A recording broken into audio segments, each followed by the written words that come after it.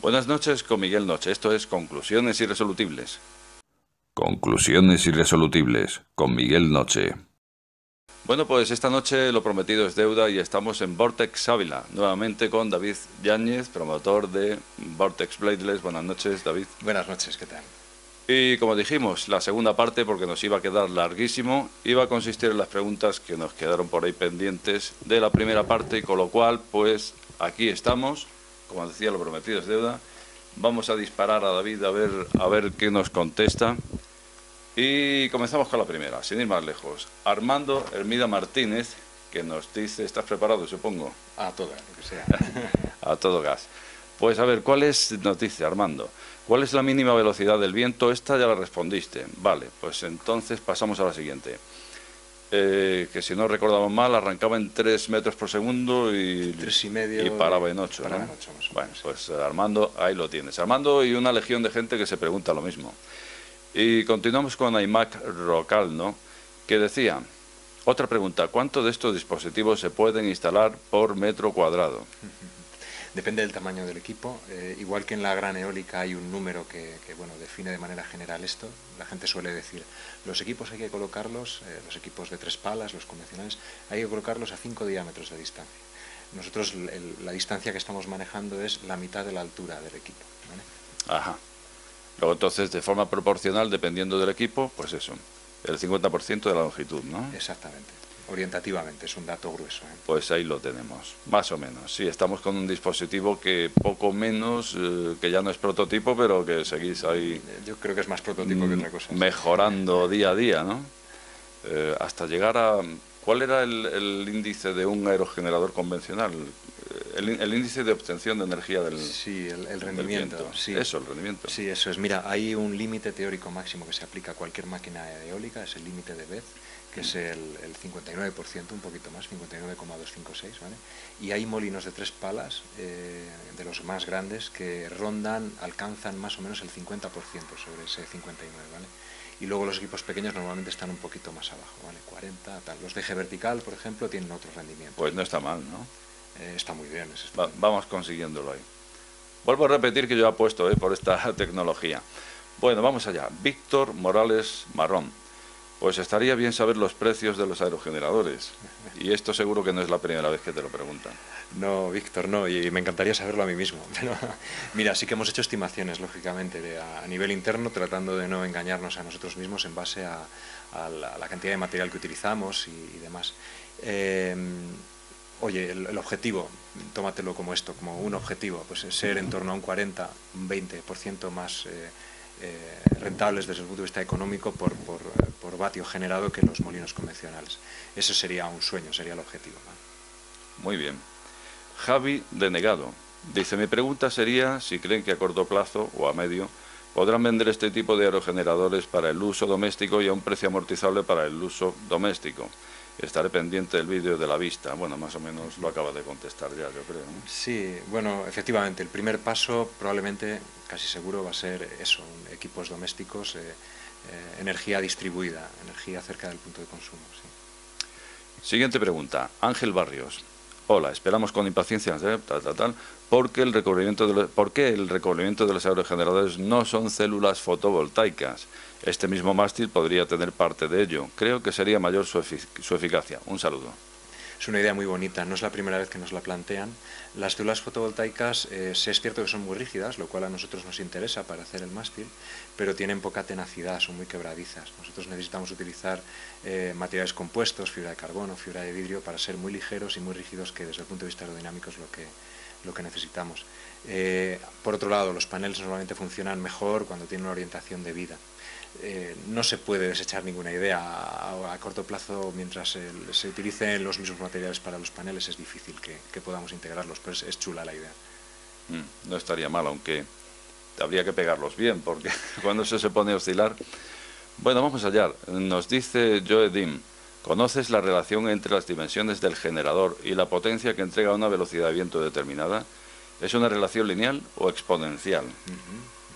Entre las dimensiones, dice, ¿no? Sí, relación entre las dimensiones... Vale, sí. vale. Bueno, no sé, yo creo que en ingeniería o en los tecnólogos tal, a veces no utilizamos términos un poco así tan generales, ¿no? De hablar de dimensiones, de tamaños. Si lo que hablamos, por ejemplo, es del diámetro del alternador, o mejor, mira, del diámetro de una bobina, que al final ya sabéis que los alternadores están hechos de bobinas, la potencia depende pues del área al cuadrado, del número de vueltas al cuadrado, está dividida entre la resistencia de la bobina, que crece con el radio, proporcionalmente, y con la variación del flujo al cuadrado. Si tenemos una intensidad magnética constante, pues, en fin, en general, ¿vale? Un alternador le gusta mucho el tamaño, la escala, siempre te va a crecer por encima de lo lineal en principio, aunque luego hay otras cosas relativas a la magnetización del imán o al entrehierro que habrá que ver. Pero como darte una respuesta, en fin, sencilla, pues sí, desde luego, el tamaño es agradecido con todos los alternadores y normalmente vamos por encima de lo lineal. Muy bien. Ni lineal ni exponencial, entonces. Por encima de lo lineal sería con algún exponente, por encima de valor 1, digamos, sí. Eso es. Bueno, pues Carlos Mendoza. Sí. ¿Cuál sería su potencial máxima y mínima del dispositivo en mono y trifásico? Torque, RPM mínimas y máxima. ¿Lo quieres leer tú? Voy intentando contestar si quieres, porque me voy a dejar alguna seguro. Sí, su potencial máxima y mínima del dispositivo depende del tamaño. Nos pasa lo mismo que los molinos convencionales. Nosotros sacamos energía del aire y en función del área barrida pues tendremos una potencia u otra. En mono o trifásicos, mira, los equipos más pequeños, por ejemplo, uno que creo que sacasteis ayer en el vídeo, que es un equipín pequeño de 1 metro de altura, un poco menos, pues este sería monofásico y bueno, y hacemos lo normal, lo rectificamos y lo filtramos para convertirlo en continuo. Si bien, por ejemplo, los equipos de 275 no es tampoco trifásico, es polifásico, concretamente tiene 5 fases y una de las características que nos diferencia nuestro alternador de otros es que estas fases, digamos, su desfase no es fija, ¿vale? Es variable. Igualmente la amplitud es variable y demás. Torque. Bueno, el torque pues igualmente es que depende del tamaño del equipo, ¿vale? Y es más, este torque también, incluso siendo del mismo tamaño, depende de en qué momento, porque nosotros al oscilar no tenemos el mismo torque cuando está en posición neutra, en vertical, que cuando estamos inclinados. Revoluciones por minuto mínimas, bueno, por darte algún dato, no sé, el equipo pequeño, las revoluciones por minuto van a depender del tamaño del equipo también. El equipo de 1 metro de altura, al oscilar a 11 hercios, ¿verdad?, pues estaríamos en 660 oscilaciones, revoluciones por minuto, ¿no?, más o menos, ¿no? Yo creo que más o menos te contesto por ahí. Sí, luego la variación de estas revoluciones depende de la velocidad del viento y depende más o menos linealmente. Muy bien, ahí estaría respondido entonces. Bueno, pues Gustavo Pérez, ¿podrías preguntarle si existe una velocidad del viento óptima donde entran en resonancia y la eficacia sea máxima? Sí, mira, la curva que tenemos de resonancia, el rango de locking, que se suele llamar nosotros con un sistema magnético de imanes permanentes, la distorsionamos en forma algo para tratar de hacerla crecer, para tener un rango más grande. Nuestro óptimo está cercano a la parte, digamos, con velocidades de viento más fuertes, digamos, de la mitad en adelante, ¿vale? Pero bueno, es en una zona no justo en el medio, sino en zonas de velocidades un poquito más altas. Cuando estamos en velocidades máximas, donde el equipo va a empezar a salirse a la resonancia, también bajamos estos rendimientos. Pues contestado entonces. Nos pregunta Raúl Ángel Calderón Flores. Cuando visites Vortex te agradecería me dijeras cómo hacer un pedido. Ah, bueno, pedidos. Bueno, pues esto ya os lo paso después y si vemos que... Bueno, no está a la venta el equipo, ¿vale? Como creo que muchos ya intuís y sabéis, está en desarrollo el equipo, la tecnología, y bueno, estamos deseando de poder ofrecer algo a la gente, eso. Esta pregunta me gusta y además ya te vi en cierta ponencia explicarlo, pero bueno, a ver como se lo dices a Luis Navarro, que pregunta por la duración total del dispositivo teniendo en cuenta la fatiga de los materiales. Sí, es una pregunta importante. De hecho, fue una de las primeras que nos planteamos para ver si tratar de desarrollar esta tecnología tenía sentido.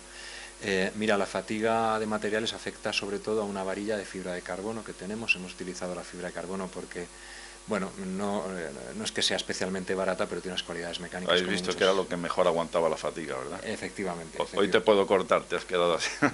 No, perfecto, veo que estuviste, sí. Y bueno, y además tiene una rigidez estupenda y bueno, es lo que buscamos, ¿no?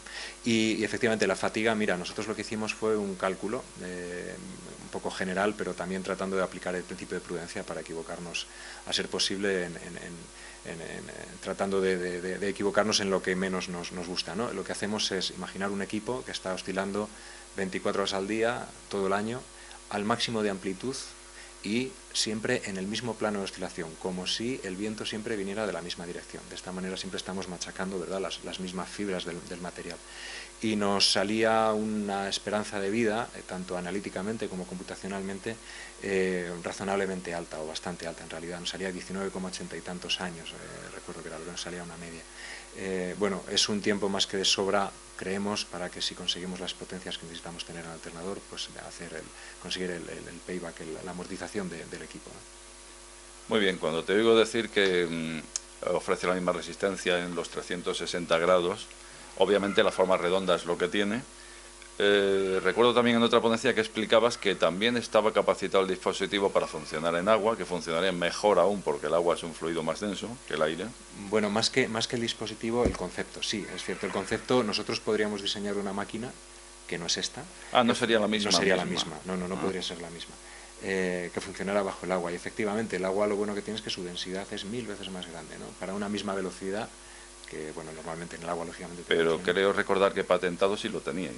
Como patente nosotros hablamos de fluido. De fluido, por lo tanto recogéis. Sí, en muchos casos sí. Muy bien, pues vamos con la pregunta de Eridane, que dice así: observo que los modelos son individuales y dispuestos verticalmente. No sé si serían viables disposiciones agrupadas, en cruz o en estrella, de varios de esos generadores, por aquello que se dice de que el conjunto es más que la suma de sus partes.